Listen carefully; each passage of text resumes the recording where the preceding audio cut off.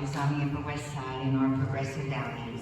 And you can all know that when it comes to the location of a shelter, or transitional housing, or supportive housing, or affordable housing, the knives come out. And so, what have you learned in your 7 years? What advice can you give us for resolving these fights, really, as a community? People come up with excuses about preserving the quality of life, preserving the historic character of the neighborhood, but I often think they're just proxies for keeping people in need out of the neighborhood.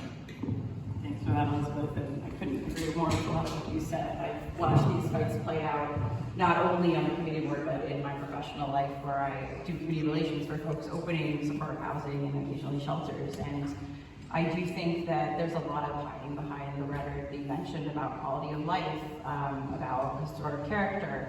But I think a lot of it is really seated in fear of change, which, you know, is legitimate. Like, we all love our neighborhood and we love the environment we've created, and some of that is just fear of the unknown. So, you know, what I've seen work really well, and I don't want to put this burden on these folks, but like folks with lived experience, creating relationships, folks who've experienced homelessness, talking to their future neighbors or who are experiencing homelessness, I think bringing more humanity to the conversation can really help break down some of those boundaries.